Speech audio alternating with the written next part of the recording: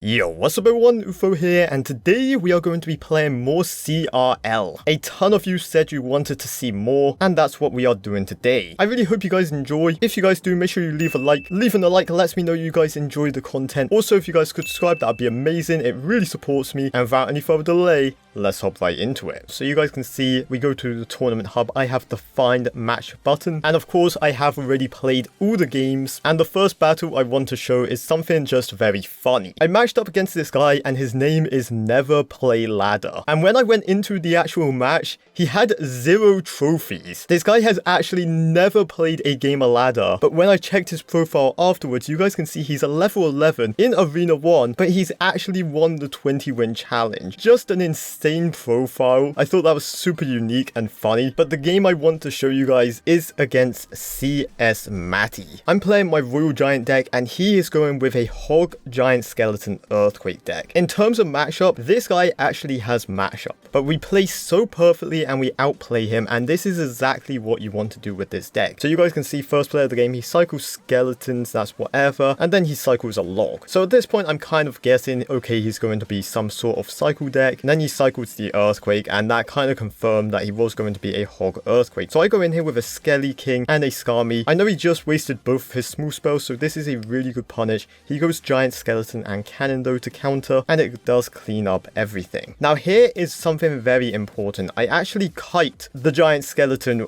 with my Royal Giant, and then we Fisherman in that Hog Rider. That kite was super important. If I didn't do that, the Giant Skeleton would have walked towards my tower, the Fisherman would have pulled it in, the Hog Rider would have done 1,000,000 damage. Anyway, this guy cycles a log and then plays an Ice Spirit, obviously just countering my Fisherman, and then I go Zappies at the back. It's just something very neutral. It means I don't leak Elixir, and it's annoying. Anyway, he goes Giant Skeleton at the back, I go Skelly King Skarmy at the bridge. He counters that with Skeletons, a Musketeer, a log, and luckily the Skeleton King ability takes out the Musketeer.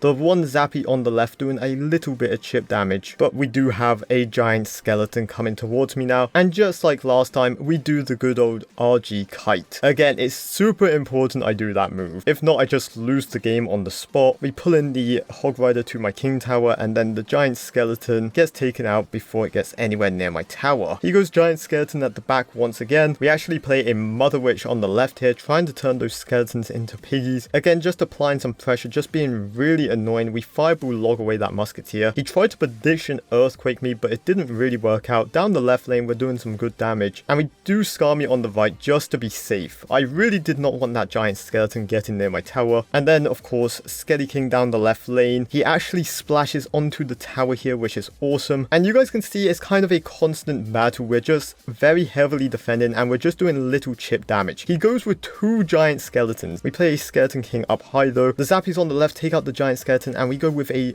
RG here. We use the Skeleton King ability. The cannon is distracted by those skeletons. Once again, we Mother Witch the skeletons, get in some piggies, and we kind of reset. I have 2 Musketeers coming towards me and a Hog Rider. He goes with a prediction Earthquake once again. Didn't really work out for him. Fisherman here is going to clean up everything very nicely. And you guys can just see what a struggle this game is for me. I'm not really able to break through like I want to, and the damage is super close. Anyway, we get a good Fireball there. We Fireball the Musketeer and the tower. And again, super important in this matchup, we keep Giant Skeletons up high. We do not want the Giant Skeletons getting anywhere near our tower. We Fisherman in that Hog Rider, and here I do play Zappies. I didn't want to use the Skeleton King ability. I felt like it would have been a waste. Here the Fisherman pulls in the Giant Skeleton, and then we do Mother Witch. Fisherman that Hog Rider, making sure it doesn't get any damage. I Fireball, again, super close in terms of damage. We use our Skeleton King ability here. Meanwhile, down the right lane, we are doing a ton of work somehow. He's trying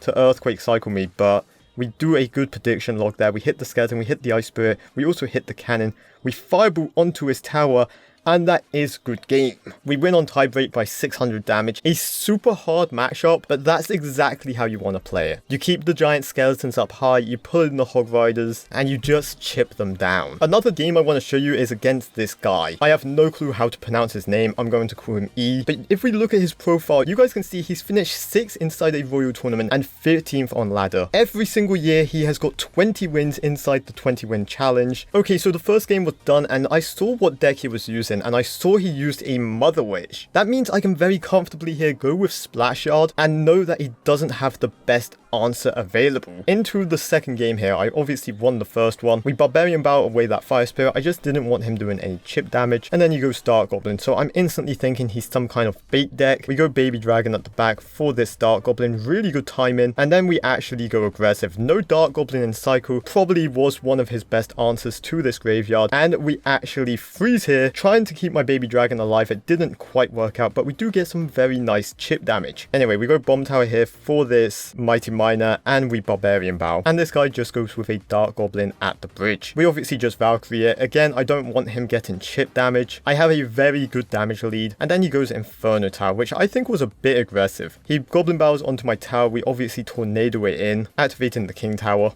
Anyway, very easy defense here. We go in with another graveyard. We also freeze, but we missed the Dark Goblin, so kind of a bad freeze, but that's fine. He goes Goblin Bow onto my tower. I Barbarian Bow it. I let some damage in on the left. That's fine. Ideally, I want to go same lane as this guy, so tanking some damage there is really okay. He also rockets my Ice Wizard here. I was kind of expecting that, but then we just go Baby Dragon at the back and kind of reset. Really good Inferno Tower placement from this guy.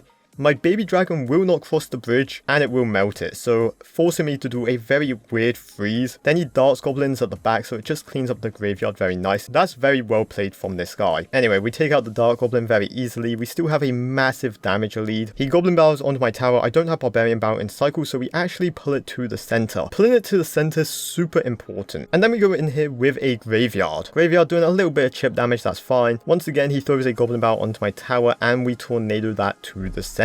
Again, it's a very good trick to learn. After you've activated your King Tower, start tornadoing those Goblin Bows to the center. All three towers start to shoot. Anyway, here we just play a Baby Dragon, obviously wanting to clean up that Dark Goblin. And again, good Inferno Towers by this guy. He knows I have nothing to block for it, so that's fine. He also then plays a Goblin Bow to the side of the tower, and then he goes Dark Goblin, and then he blocks with an Inferno Tower. Super annoying play for me. We do freeze very awkwardly. Once again, this time I read it to the side, that's fine. And then he starts to try and rocket cycle me, so this is where I punish him. I'm obviously not going to let that slide. We go all in at the bridge here. We freeze on his tower as well. Obviously 300 HP left on his tower. We Barbarian Bow away that Dark Goblin.